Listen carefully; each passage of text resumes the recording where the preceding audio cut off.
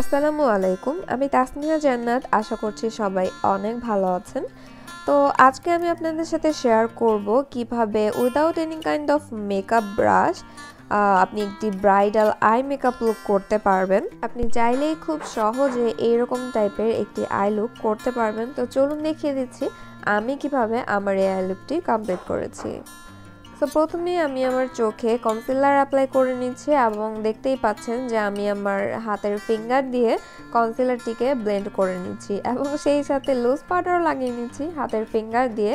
So আমি এখানে W7-এর যে লুজ পাউডারটি আছে সেটি দিয়ে আমি আমার কনসিলারটিকে সেট করে নিচ্ছি। এতে দেখা যাবে যে ক্রিজের অংশটা ক্র্যাক হওয়ার পসিবিলিটি থাকবে না।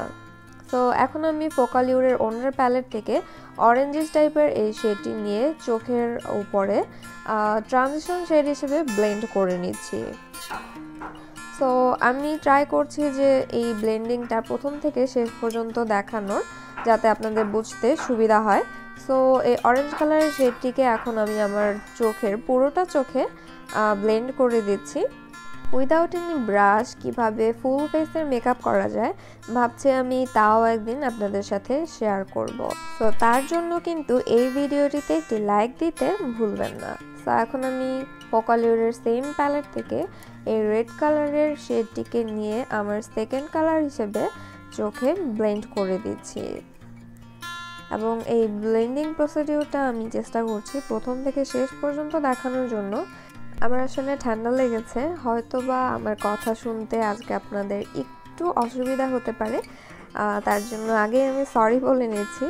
সো এই হচ্ছে আমার সেকেন্ড কালারটি ব্লেন্ড করার শেষ পর্যায়ে।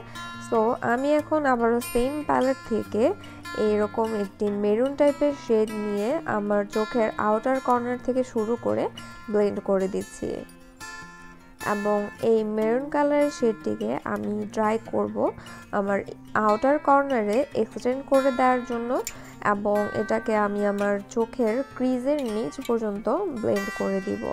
ভিডিওটি কেমন লেগেছে কমেন্ট করে কিন্তু আমাকে অবশ্যই জানাতে ভুলবেন না। আপনারা কমেন্ট করলে আমার খুবই ভালো লাগে এবং কেমন হয়েছে জানালে আমি অনেক বেশি খুশি হব। তো আমি এখন টেকনিকের the heat is on palette থেকে এই শিমার শেডটিকে গোল্ডেন টাইপের খুব সুন্দর একটি শিমার শেড এটি।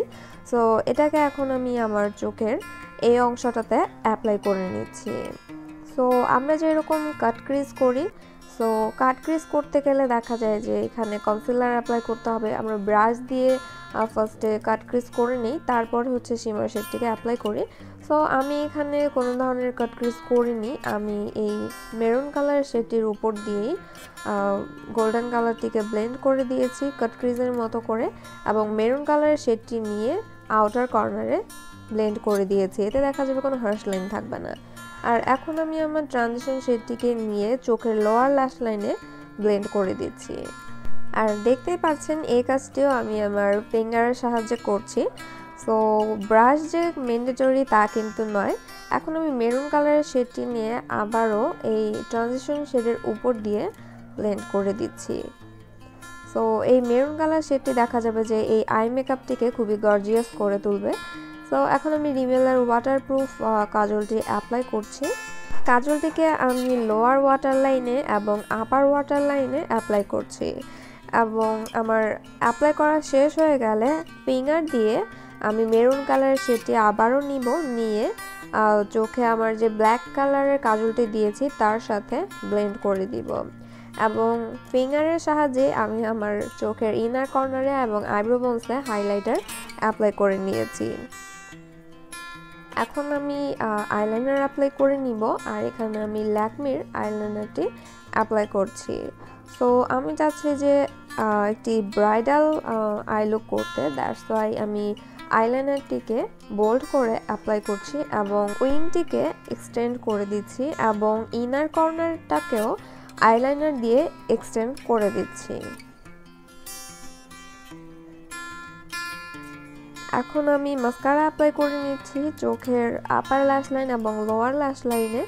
কয়েকটি কোট করে আমি ট্রাই করছি মাস্কারাটি অ্যাপ্লাই করার জন্য। আর এখন আমি আমার চোখে ফলস আইল্যাশটি পরে নিয়েছি। সো এই হচ্ছে আজকের ফাইনাল মেকআপ লুক। আশা করছি আপনাদের কাছে ভালো লেগেছে। সো চ্যানেলটিকে সাবস্ক্রাইব করে আমাকে সাপোর্ট করবেন, অবশ্যই আমাকে সহযোগিতা করবেন আমার ছোট চ্যানেলটিকে বড় করার জন্য, সেই আশাই করছি এবং অনেক অনেক দোয়া চাইছি আপনাদের কাছে। আজকে এ পর্যন্তই, দেখা হবে নেক্সট ভিডিওতে। আল্লাহ হাফেজ।